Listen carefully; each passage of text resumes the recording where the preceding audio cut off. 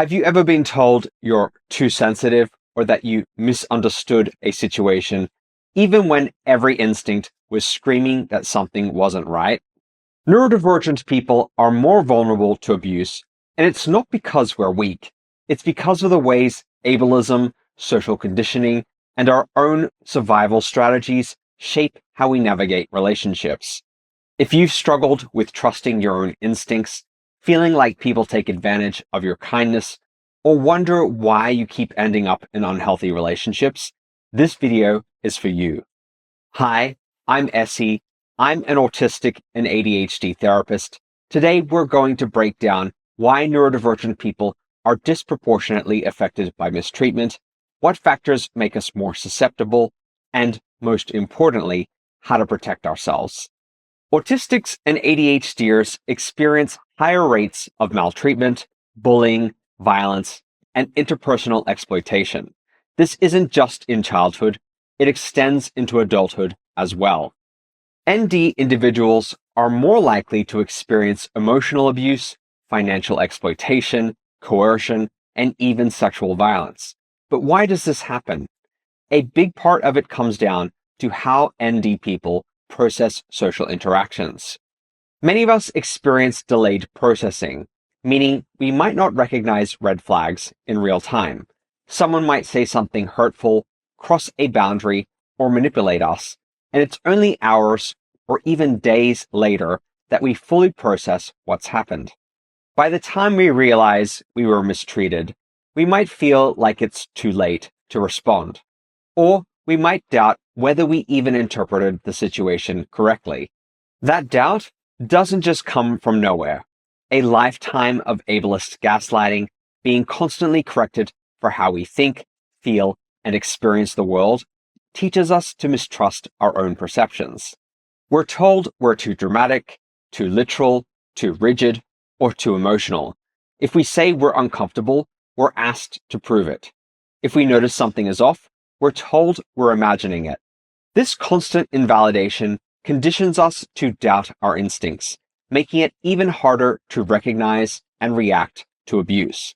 It's like being handed a faulty compass and then being blamed for getting lost. This makes a huge impact on how NDs experience relationships. If we've been conditioned to question our own experiences, how do we set boundaries and protect ourselves? First, we need to understand how boundary violations start in the first place. Another overlooked factor in ND vulnerability to abuse is overwhelm. Many neurodivergents experience difficulties in processing social, executive, and social information. When overwhelmed, we might freeze, struggle to advocate for ourselves, or shut down entirely, making it easier for others to take advantage of us. For example, imagine a loud, chaotic setting like a crowded workplace or a family gathering where multiple people are talking at once. If an uncomfortable or even inappropriate interaction happens in that moment, an ND may not be able to respond effectively because their brain is already overstimulated. The focus is on managing sensory overload rather than identifying or addressing mistreatment. Predators and manipulative individuals often sense this kind of vulnerability and may use overwhelming or fast-paced social situations to their advantage. They might push boundaries when they know their target is too overwhelmed to react or process what's happening in real time. This is why many neurodivergents later replay events in their minds, realizing after the fact that something felt wrong. But at that moment, their ability to recognize and respond to harm was compromised. If possible, removing yourself from overwhelming environments before making important social or personal decisions can help. Practicing pre-planned scripts for boundary setting, such as "I need a minute to think before I respond," can also create space to process what's happening. Most importantly, recognize that just because you didn't react in the moment doesn't mean your discomfort wasn't real. Your instincts are still valid, even if the reaction was delayed.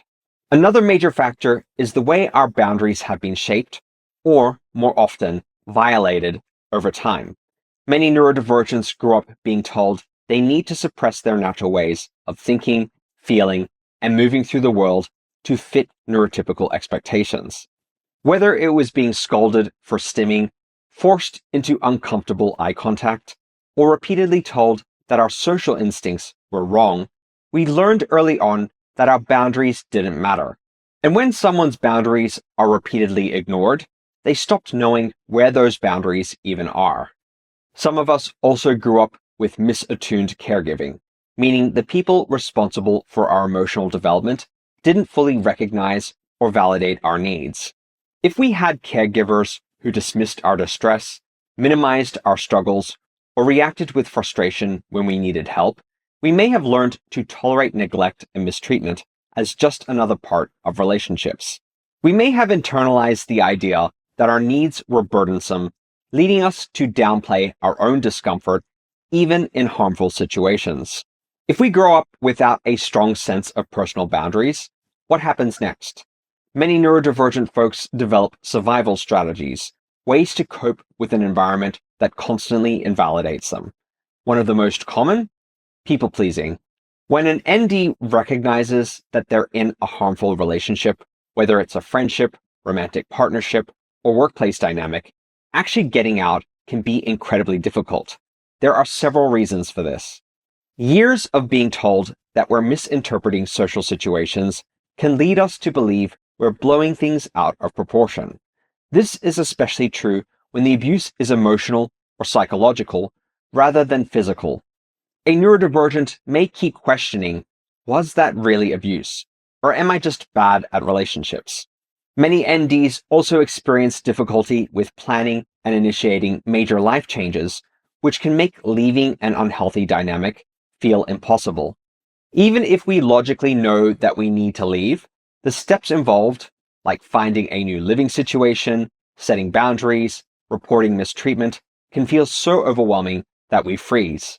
If a neurodivergent struggles with articulating their experiences, they may have difficulty explaining the abuse to others, particularly authority figures like police, HR departments, or therapists. Many report being dismissed because they don't display distress in a way that neurotypical systems recognize. And for those who have experienced chronic social rejection, the fear of abandonment can make leaving feel unbearable. If someone has been conditioned to believe they are hard to love, they may cling to even toxic relationships out of fear that this is the best they can get. If you're unsure whether a situation is abusive, writing down specific interactions can help counter self-doubt. Seeking validation from trusted individuals can also help, as an outside perspective is often needed to confirm that something is not okay. If leaving feels overwhelming, breaking it down into small, manageable steps, like reaching out to a friend or looking up resources, can make a difference. If professional support has failed you in the past, don't give up. There are neuro-affirming therapists, coaches, and advocates who understand these struggles. Breaking these patterns takes time, but every small step matters. The more we advocate for ourselves, the more we reshape how we move through the world. Being neurodivergent in a neurotypical world already comes with enough challenges. We don't need to add self-doubt, poor boundaries, or toxic relationships to the mix. Recognizing how we've been conditioned to accept mistreatment is the first step toward breaking free from it. If this video resonated with you, please like, subscribe, and share it with someone who might need to hear this. Let's talk about it in the comments. Have you experienced this? How did you break free from these patterns? Thank you for watching, and I'll see you in the next video. Bye for now.